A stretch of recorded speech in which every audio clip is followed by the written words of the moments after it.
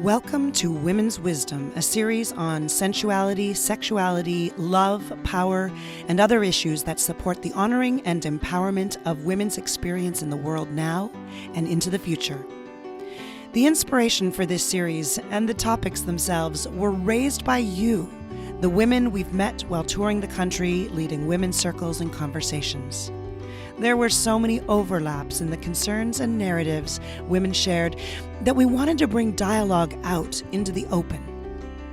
Rosebud Woman is a family-owned company that is all about reverent, intimate wellness for all stages of a woman's life. We are dedicated to bringing more joy and reducing suffering in minds, hearts, bodies, and culture around the female experience. Consider this series as our gift to you. Hello, everyone. I am Lisa Betts-LaCroix. And before we introduce our guest, I want to tell you that today we'll be talking about sex without babies and women's health in general. So historically, reproduction was guided by women.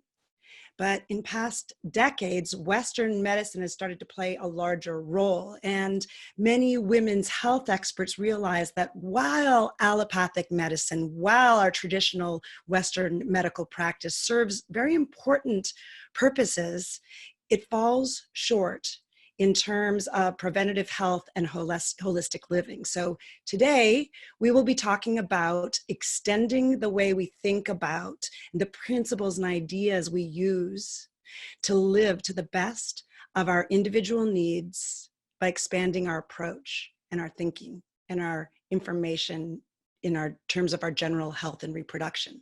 So we'll be joined by Dr. Ruchi Puri. And before we welcome Dr. Ruchi Puri to the show, I want to remind you that we really welcome your questions and comments. So please feel free to drop your questions and your comments into the chat box in right below. And if you have questions, you can add them right there. We'll be doing a few polls, but we really welcome your input. We want to know what you're thinking about. We want to know what you're wondering about. So let's welcome Ruchi Puri. She is a board-certified obstetrician and gynecologist and a first-generation Indian American interested in both Eastern and Western healing traditions. She's educated in alternative health modalities as well as having her MD. And she's passionate about improving women's healthcare globally. She has years of humanitarian service devoted to improving obstetric and surgical care, and she's going to give us a whole bunch more information that's going to be useful to us. So let's welcome to the show, Dr. Ruchi Puri. Hi, thanks so much for having me. Wonderful. If you could start us all off by sharing a little bit about your journey and how you came to doing the work you're doing now. Well, it's definitely been a journey that has been off the beaten path. While I have my medical degree, my path has also included a strong interest in Ayurvedic medicine, which is the native to India, as well as Chinese medicine. And over the years, I've come to really appreciate how important our spirituality is, as well as our mental, emotional attitudes are in our overall sense of health and wellness. So I come from many different roads to end up here today. So can you talk a little bit about how you ended up going into the medical field, how you became a doctor, a medical doctor, and now you've actually expanded on your work in that field? Yeah, it was a little bit of a conflicting one for me because I entered into the academic research world really early on, and it was clear that not everybody got healthy with medicine. In fact, most people didn't, and so I got curious about other forms of healing, and at the same time, I thought there was a lot of value and credibility in medicine, and specifically in obstetrics and gynecology and women's health.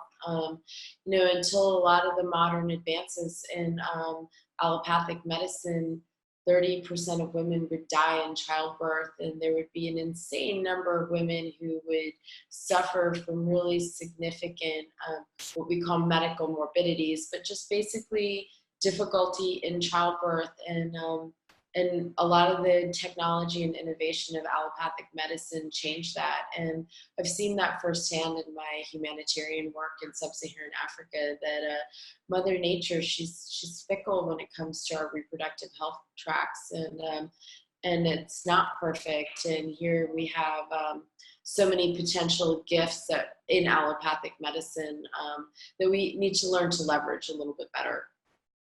So I'm a firm believer in allopathic medicine, and I'm also a firm believer in some of the other alternative modalities that are part of long-standing ancient traditions. I think there's a lot of wisdom there that we could be capitalizing on as women.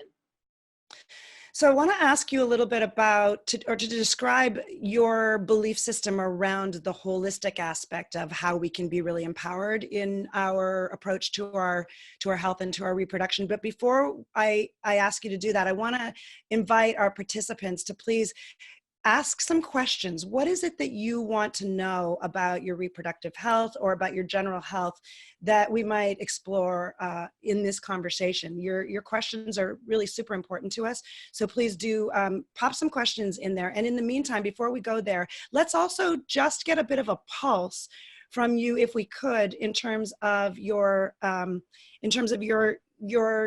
reasons for contraception and why you actually use contraception. So I'm going to launch a poll, and while we invite our guest to describe her attitude towards holistic approaches to health and reproduction, pop your answer to that poll into the query, and then we'll come back to that as well as the questions that you might have.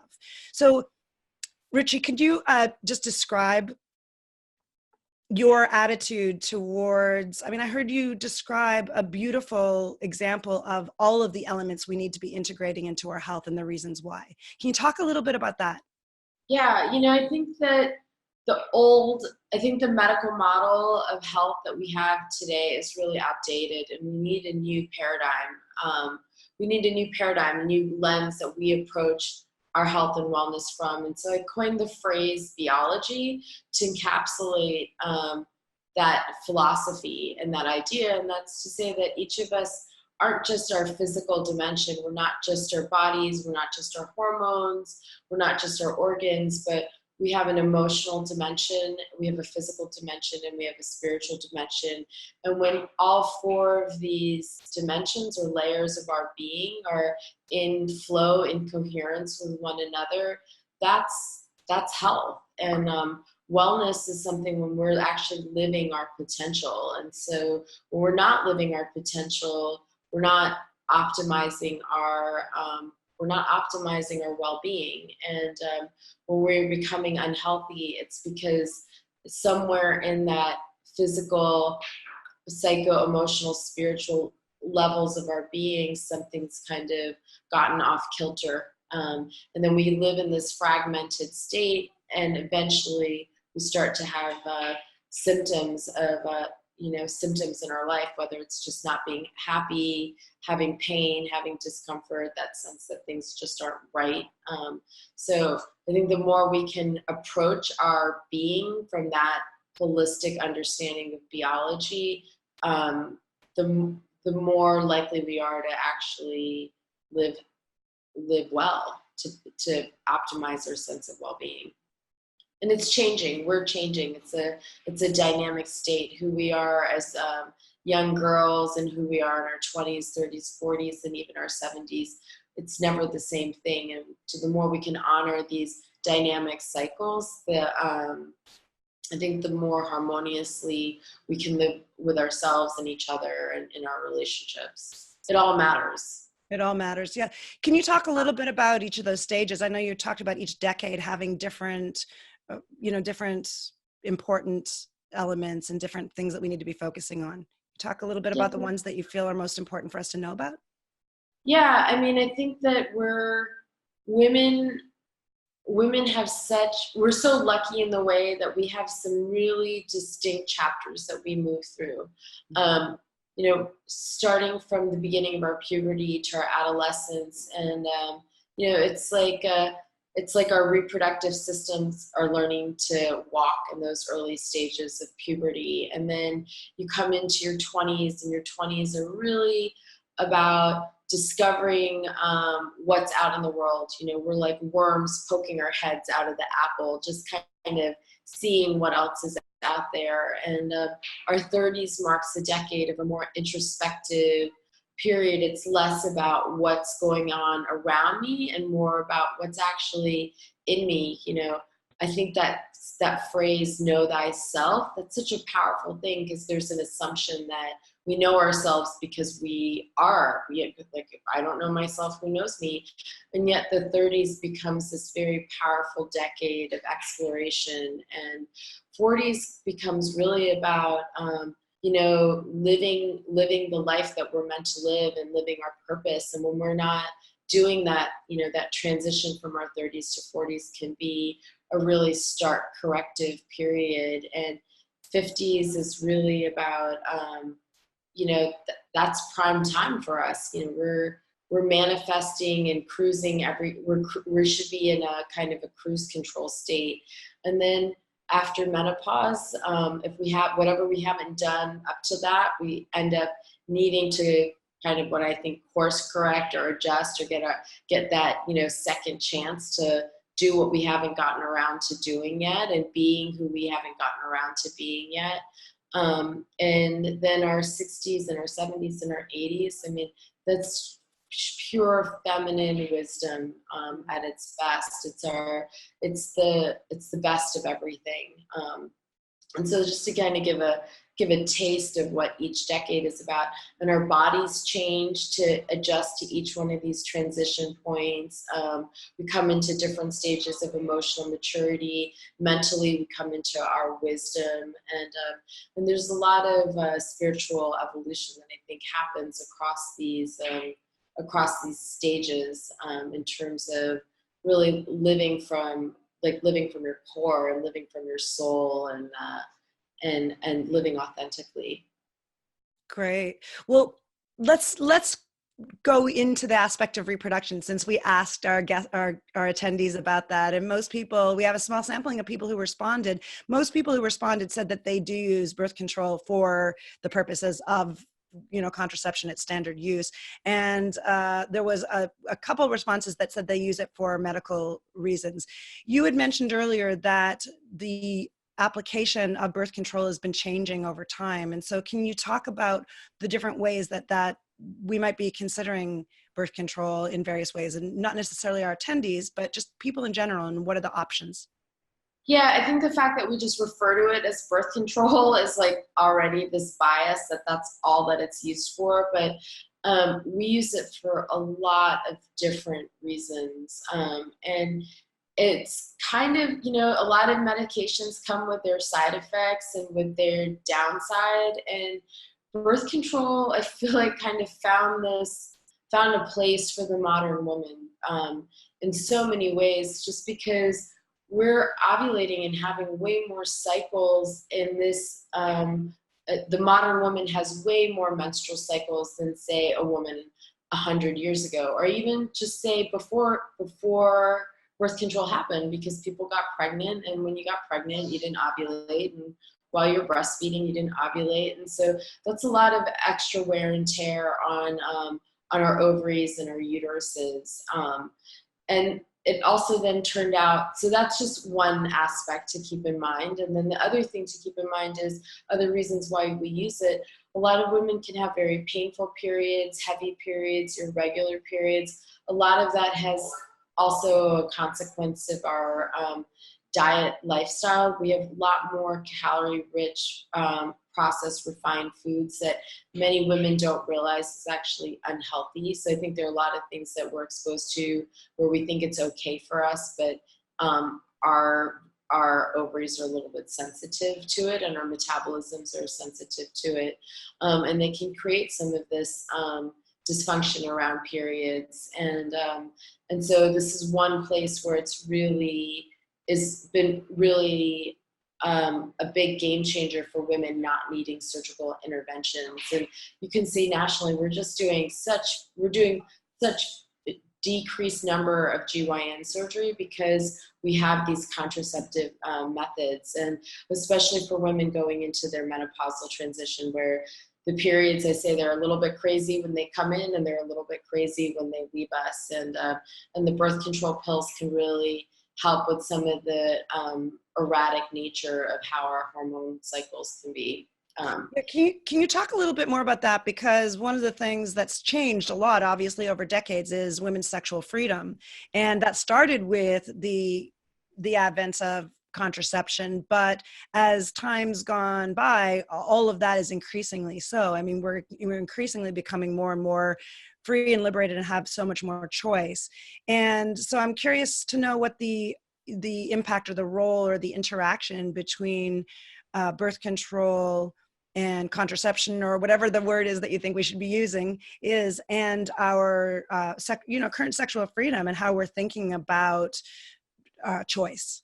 Yeah, and I think that's the slippery slope with the pill, because on the one hand, it's great at preventing pregnancy, but on the other hand, not so great for sexually transmitted diseases. So I think when we talk about the bucket of contraception, we're not just talking about the pill. There are IUDs, there are implants, there are condoms, there's, even more natural rhythm methods. And each one of these approaches to contraception have different rates of effectiveness.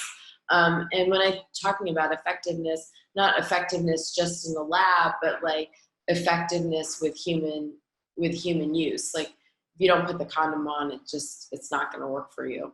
Versus if you put it on all the time.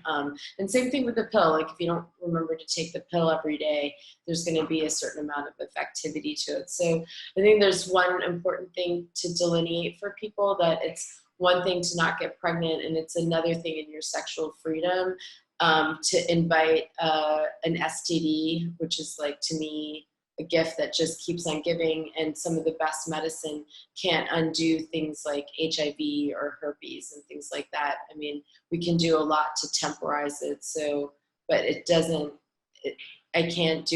no undo button on some of those diseases. And then the other diseases like gonorrhea and chlamydia, if you get those infections, you're running a risk of having damage to your reproductive tract. So I think there's more responsibility that actually comes with a lot of the hormonal contraceptive methods. But then the other thing I think comes in is intentionality.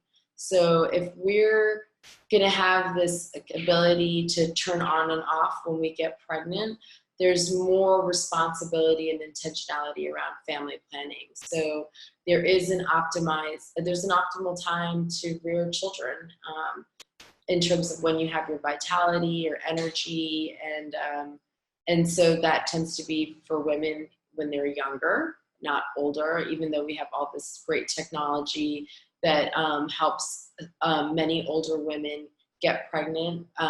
But that's not always easy too, because you just, it's what's your energy level at 40 and 50, and then what kind of relationship do you want to have with your kids over time? Your longevity is your longevity. So I think there's more, again, responsibility about being intentional about when you want to about actually being like, now's the time to pull the trigger on motherhood. Well, that's a really interesting topic to get into, because I think it is something that's new and current and up in new ways than it's ever been before, because in some ways we do have more choice, and I love egg freezing and, more reproductive choice. But as you pointed out to me in our conversation before, sometimes we can be a little bit misled on that too. And so can you talk about what you're seeing and what you're knowing and what you're learning, and what the current status is around maybe the physical aspects of that choice? You've already referred to, or sort of inferred about the emotional or ethical aspects of that choice and the responsibility that comes with it. But maybe you can talk a little bit about some of the new perspectives, or what's really most current around a reproductive choice and timing. Yeah, and it's interesting because the fertility world, whether it's been through IVF or now with the capacity to do this egg freezing technology, since a lot of that's a cash-based industry business, I mean, some insurance does cover part of it if you have really good insurance. So there's a lot of marketing. There's a lot of marketing and advertising that's out there. And I think on the one hand, it's created a lot of fear and anxiety around not being able to get pregnant. And so I think for the first time in the last 10, 15 years, women went from being like, oh my God, I hope I'm not pregnant, to like, oh my God, what if I can't get pregnant? And that fear-driven mentality is not healthy. It creates stress. Stress has its own hormonal milieu. So I think there's a spectrum of it. But then on the other hand, it's kind of like birth control. Well, I can just postpone and not make a decision. And then there's this belief system that this is like a great insurance policy, and I can just have a baby on demand. And really these technologies are really new, and their success rate is going to be something that we'll see over time. And the technology is advancing rapidly, but it's, it's not 100% that you can, have a baby at 50. And I think the question there is also, what does it mean to have a baby at 50? And why am I doing that consciously? Am I doing that conscientiously? Is that really the life I want? And I think that's where the intentionality and more conscious awareness of like, oh, what do I want my life to look like? Am I with a partner who's going to help me cultivate this vision that I want to manifest for myself? Do I really, how much is this job a priority for me over that? And those are big, deep, juicy questions that I think are really hard to ask. And I think that's at the below the surface of this anxiety, and I can't deal with this, and it's not a good time.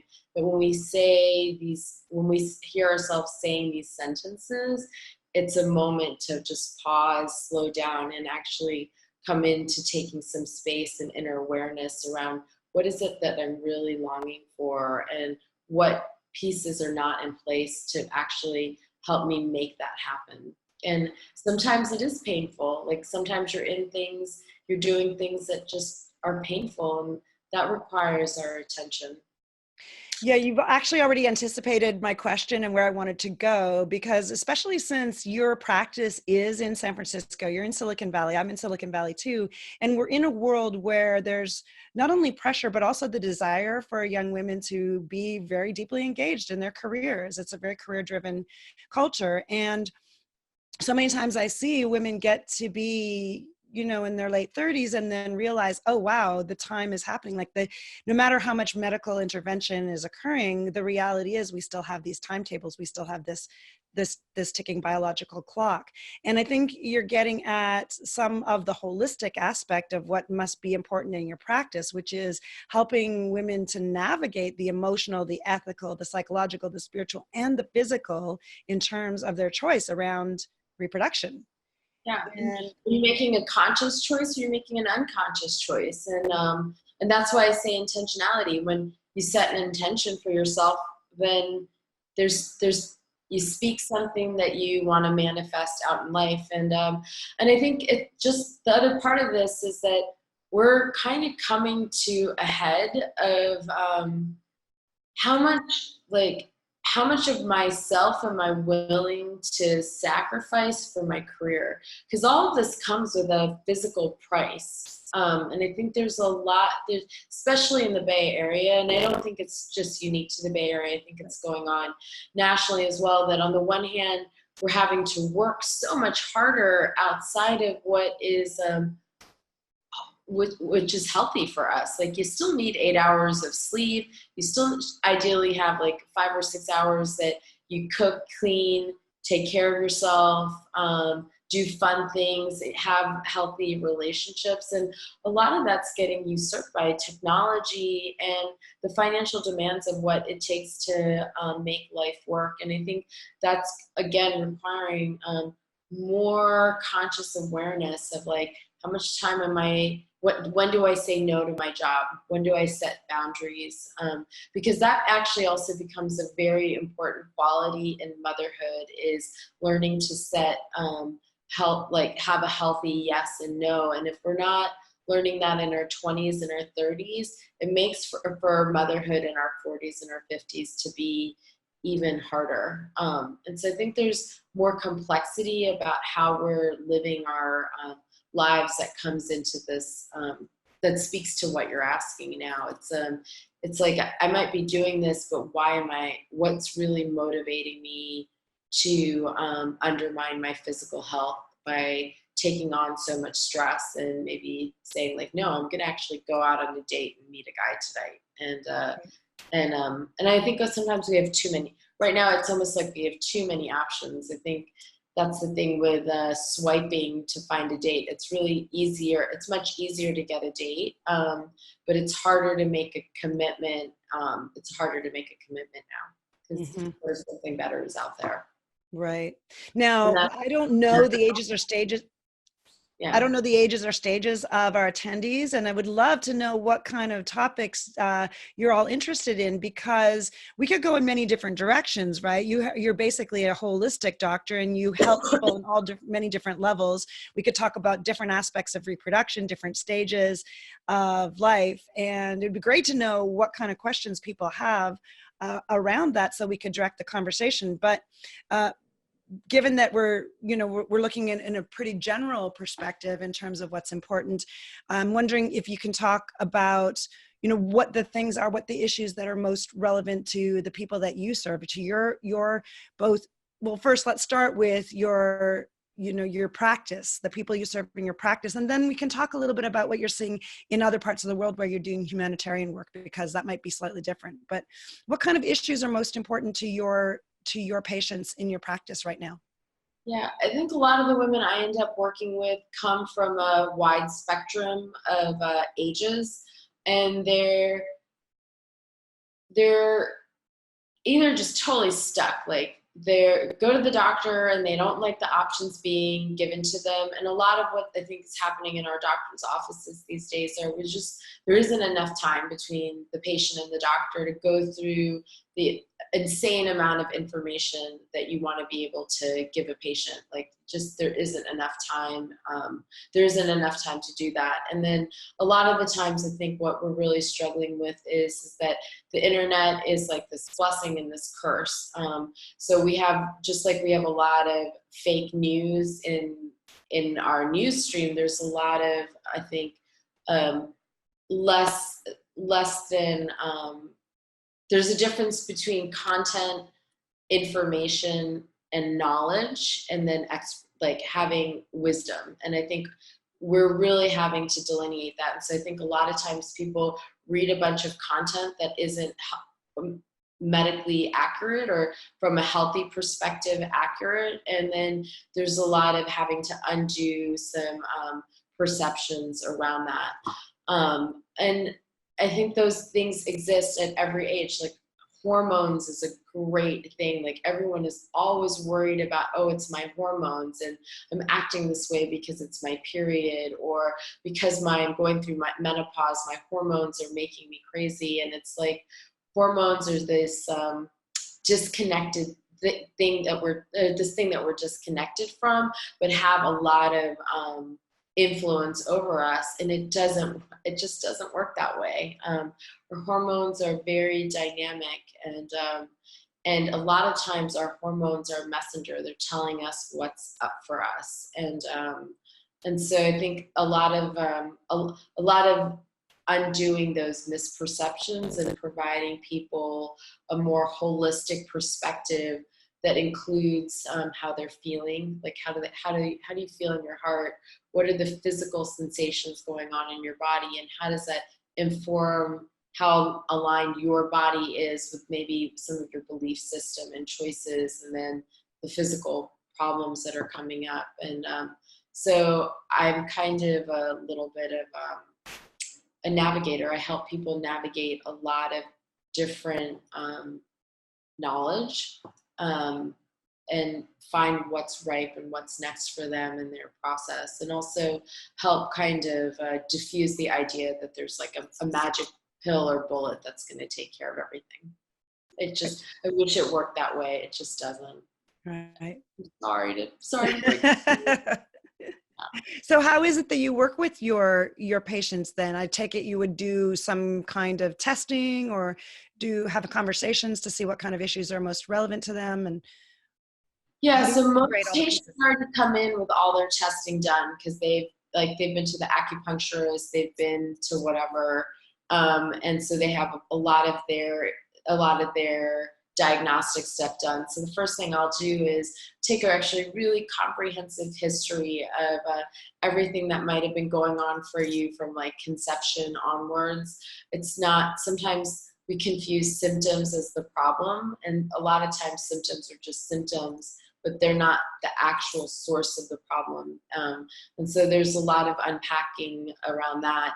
And a lot of times it's just having a more accurate understanding. So I think people think that a lot of patients come in, or clients come in thinking that there's something like wrong with them, that they have certain symptomology, like spotting is a big thing. I think a lot of young women think if they have spotting before and after their period or in the middle part of their cycle, that like their entire hormonal system is out of whack. And it's not, it's physiologically very normal, but there's a lot of anxiety around something that is then otherwise normal. So a lot of people just get help just by being better informed. And then when things get more complicated, then we might be talking about, we might be exploring anything from lifestyle, and then I'll use a lot of Ayurvedic principles to help people understand their unique nature and their unique individuality, and maybe how the lifestyle that they're living is not in accordance with that. I also spend a lot of time listening to really hear, because I think many times we aren't actually being heard. We have a story about how we need to control things, or we're caught up in an anxiety or fear around things, and that needing to control and that anxious fear, those are protective mechanisms of something deeper that's going on. And so a lot of times our work is around unpacking that. And it just depends. Like I don't have one formula for everybody, because everybody's different. And then I'm informed by so many different modalities that I've trained in, including acupuncture and Chinese medicine. So as well as a big thing that I think is very undiscussed is adverse events and traumas, and how that physically impacts our health. And I think there's a way in which people are like, oh, that's in the past and it doesn't affect me now. And yet the past sometimes requires a digestion process, just like our food requires a digestion process. And then some of our work might be related to that. And a lot of times I connect people into the right next practitioner for them, and help them navigate when it's time to go see a trauma therapist or see an Ayurvedic practitioner who's really going to get into the more nuanced herbs and medications, and who needs to do some detoxing stuff and things like that. And mostly a lot of my work is just helping people find what's right for them, like what's their next step, and the overall arc of whatever's going on for them. So Yeah. a lot of different things. Yeah, it sounds like you really serve as a guide and as a facilitator for people to embrace and, take responsibility or enter into a relationship with their own health process and their own understanding about what's needed for them. Yeah, I'm more interested in transformative experiences. I'm more interested in people actually living their potential. And as I move through my decades of experience, I'm learning more that when we're not living on point, on purpose, all kinds of physical symptoms start to arise. And our bad health isn't something that just randomly happens to us. It's something It's something that's a call to action. It's like it's an invitation into something much deeper. And already that changes how we relate to our physical health structure, our health struggles that we might be having. Given that I'm guessing you still see people mostly who are suffering from some kind of symptoms that they're wanting relief from, how do we make a transition from healthcare like the kind that you offer, from it becoming something that's responsive to difficulties or symptoms to something that's more proactive and wellness oriented? Or are you already seeing that shift happening? Yeah, I think there's just so much information in between the self-help space and then all the lifestyle nutrition space.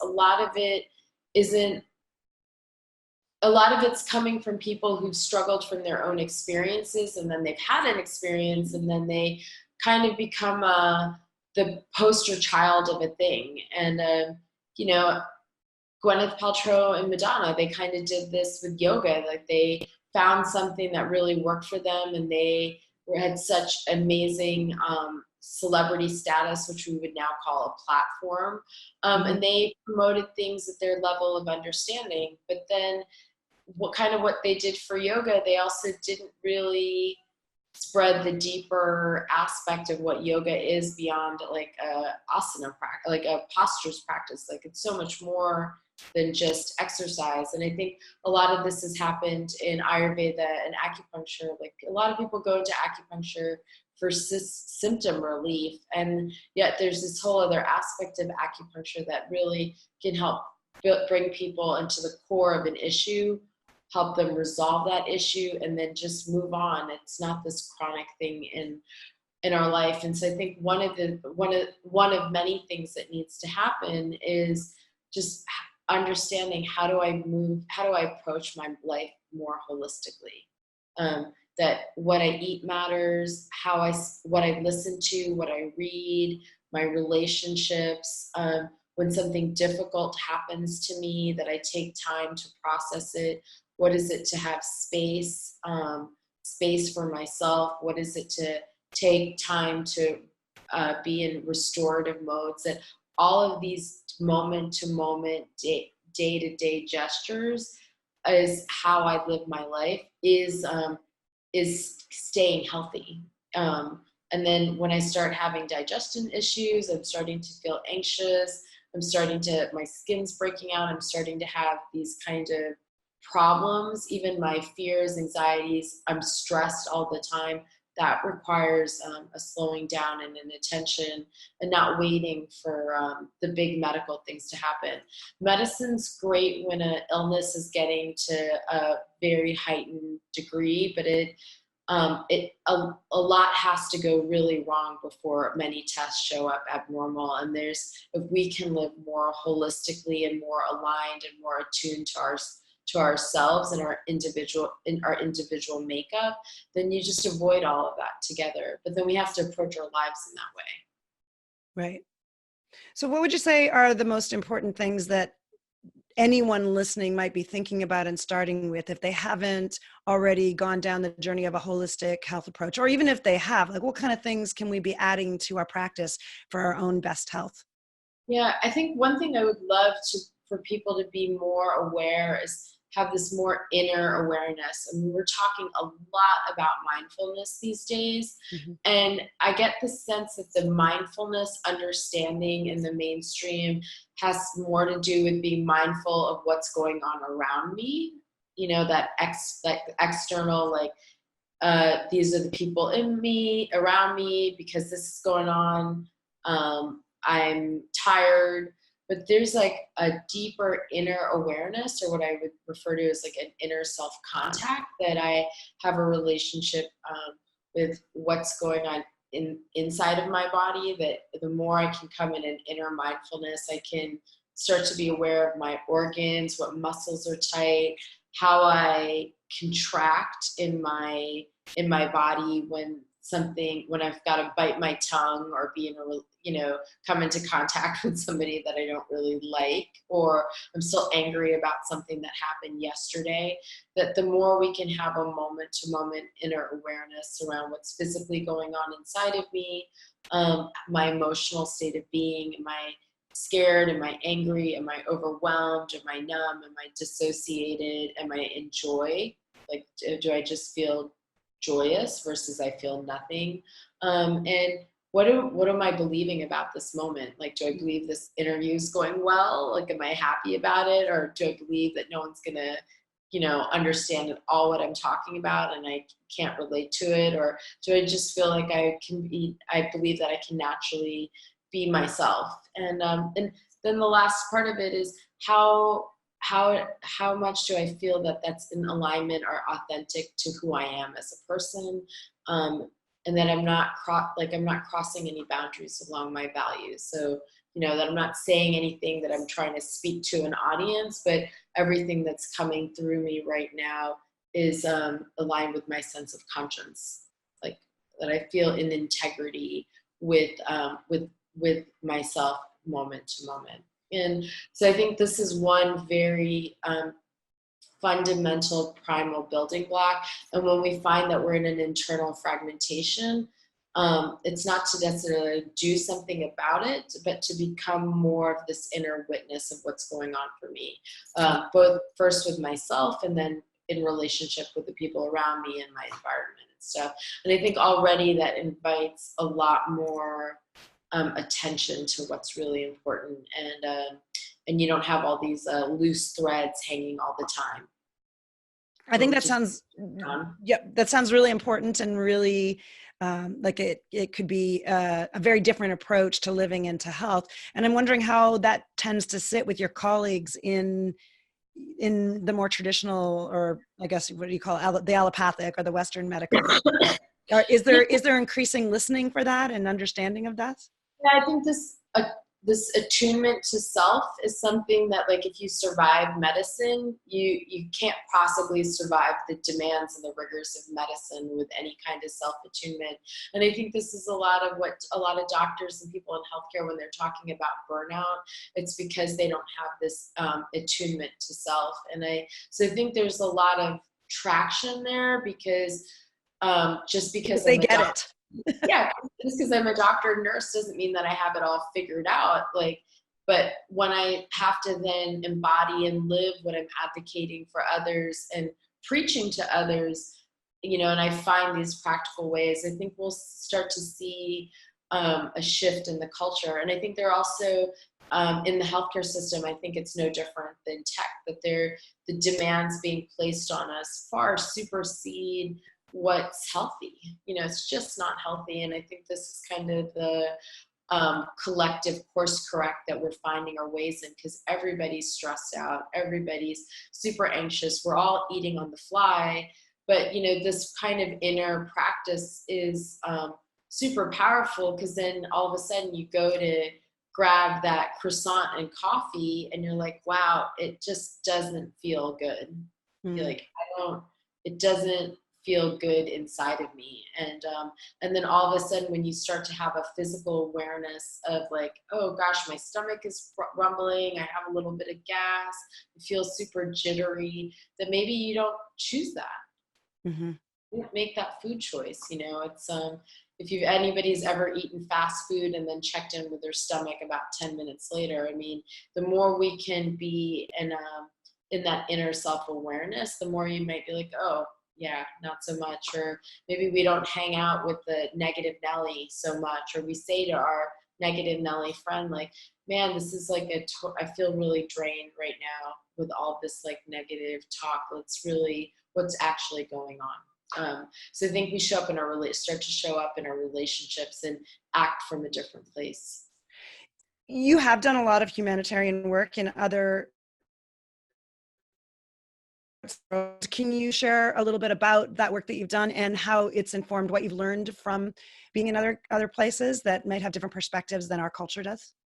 Yeah, it's been, I came back to the US full time about 6 years ago, and I've been in the Bay Area for almost 5 years. And it's so interesting because now I really feel like there are a lot of people who want a vaginal delivery. They want a natural childbirth process. They don't, or the main thing is like they don't want any medical intervention. And on the one hand, I feel like childbirth is not a disease. It's not a pathology. It's a beautiful natural process. The challenge, though, and what I really saw while working in places like Kenya, Tanzania, Rwanda, Burundi, Uganda, places that I wasn't there for just a few months, but for years, and to helping women who had undergone obstetric fistulas from obstructed labor. They didn't have access to C-sections. They didn't have access to blood products and antihypertensives, antibiotics. That you see a third of those women without access to those services actually die in childbirth. Close to 40% of babies can die during childbirth or during pregnancy. There's a very high stillbirth rate. And so one of the things that I've come to appreciate is that when it comes to our reproductive health track, it is not German engineering. This is not German. This is not a Swiss watch. It's not, that's our heart. Like our hearts, they beat, like they're solid. They beat. They beat our entire lives. They can endure a lot. Our ovaries or uteruses our reproductive endocrine system, that's more like Italian engineering. There's like a lot of love. It's a lot of passion. There's a lot of beauty, but it's delicate. It's very delicate, and we need to appreciate what a sophisticated, delicate, beautiful piece of machinery, kind of like a Porsche Ferrari. Like these are not things that you go zipping around.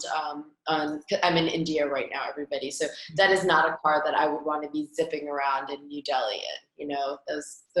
Those kind of tough terrains, you need like a Range Rover or something like that. And I think that's what I understood about the beauty of what allopathic medicine has to offer women's health, but we need to use it appropriately. I think there's a way, because of how our health system is structured, that we had this medical perspective that things are always going south during the labor process and during pregnancy, and that's not true. So I think we're in a period of time now. We just need to find the moderate balance between the two extremes, but then also acknowledge that it's not a perfect system all the time. And this going back to our earlier conversation about age, when we get older and we're pushing our reproductive prime, it's not just a biological clock, it's what we're physically wired for. And just like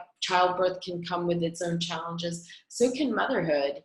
I was already in my 30s. I was late to medical school, and I was thinking, God, when I was going through residency and doing these 24-hour calls, I so wish I was in my 20s. Like it just didn't have the same, physicality, Yeah. that I would had I gone earlier.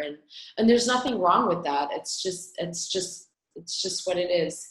How many Olympic athletes do you see, swimming gold medal times in their 40s? Like there's a time and place for everything. And I think when we just honor that, a lot of beautiful things can happen.